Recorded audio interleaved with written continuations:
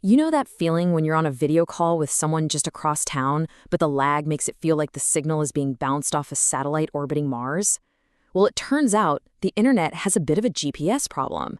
Your data is constantly taking these wild, scenic detours, and we're going to figure out exactly why. Just take a look at this map. We've got a data packet trying to get from Brazil to South Africa. Should be a pretty straight shot across the Atlantic, right? Nope. Instead, it gets shot all the way up to North America, then all the way back down again. That's a casual 10,000-mile detour. So in this explainer, we're going to break down how this even happens and look at a really clever fix that could make the internet a whole lot faster for all of us. Okay, so to even get our heads around a detour like that, we first have to understand the internet's postal service, how a piece of data actually finds its way from your computer to anywhere else in the world. The easiest way to think about it is like a giant worldwide GPS. Every single time you send an email, watch a video, do anything online, your device is chopping up that information into these tiny little things called packets. And just like a letter, each packet has a destination address. The system's job is to figure out the best possible path to get it there. And the protocol running this whole show? It's called the Border Gateway Protocol, or BGP for short.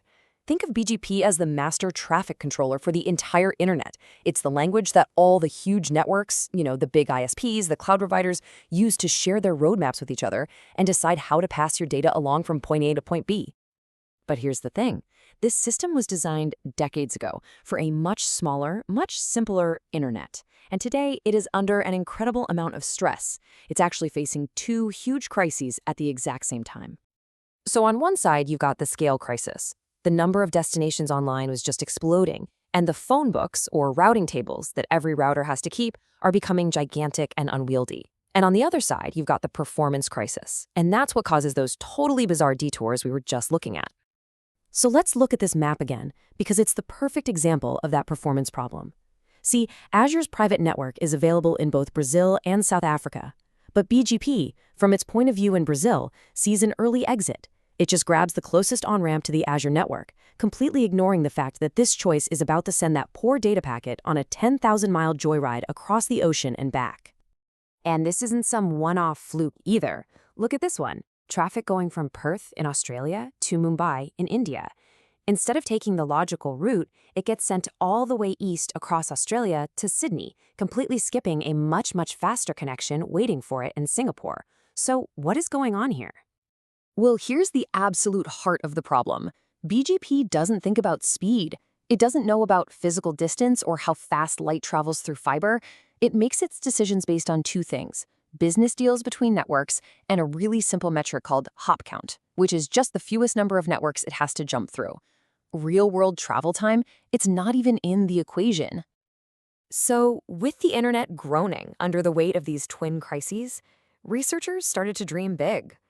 They imagined a totally radical solution, a ground-up redesign of how the whole thing works. It's a concept called compact routing, and the goal here was, well, it was super ambitious. The idea was to solve that scale crisis once and for all by stringing those massive routing tables down to almost nothing, creating a system that could, in theory, scale pretty much forever. Now, this is where it gets really clever. There's a trade-off at the heart of this whole idea, and it's called routing stretch. The concept is actually pretty simple. You give up the guarantee of finding the absolute, mathematically shortest path every single time. Your data might take a slightly longer route, but it's guaranteed to be close. And in exchange for that tiny compromise, you get a system that is massively more scalable. And we're talking about mind-blowing gains here. With this new model, you could have every single internet-capable device in the world come online at once, and the routing tables would still only need about 16,000 entries. Today, they need hundreds of thousands, and that number is only going up. This would completely solve the scale problem. It sounded perfect, right? The holy grail of routing. But as you've probably guessed, this beautiful, elegant theory ran smack into the messy, chaotic reality of the real internet. So, problem number one, all these theoretical models were built on the idea of a static network, a fixed map where the roads never change. But the real internet is the exact opposite. It's this constantly churning, dynamic web of new connections, broken links, and nonstop routing updates. Problem number two is even bigger, and it has to do with addresses. See, compact routing works best if your IP address is like a street address.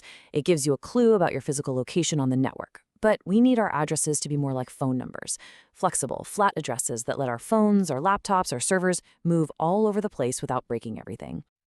It got to the point where the researchers themselves had to conclude that trying to build this perfectly scalable system that also has to constantly tell everyone about every little change on the network, well, it's just not possible, in principle. The dream of a total redesign had hit a dead end. So if a complete rebuild is off the table, what do we do? Well, the answer isn't a revolution, it's an evolution. It's a much more practical fix that actually works with the BGP we already have. And the idea is just brilliantly simple. Instead of tearing everything down and starting over, what if we could just make the BGP we have today a little bit smarter? What if we could just teach it to understand the concept of real-world latency? And it's basically a two-step hack. First, there's a trick called AS prepending. An AS is just a big network, so a network can intentionally make its slow, long-distance connections look longer and less attractive to BGP by just adding a few fake network hops to the path. Then, for important traffic, networks can just agree to ignore their usual business deals and simply pick the path that now looks like the shortest and fastest one. The big question, of course, is does it work? And according to simulations, oh yeah, it works. This simple fix, which they call AS prep, cuts latency by nearly a third.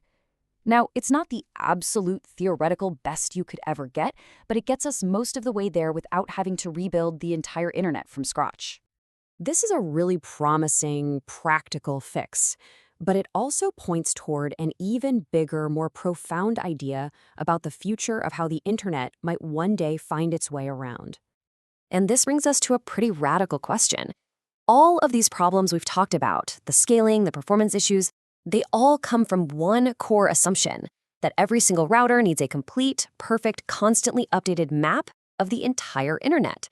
But what if that's just the wrong way to think about it entirely? I mean, think about how we find people in our own social networks. You don't have a map of every friend of a friend. You just kind of know who to ask to find someone.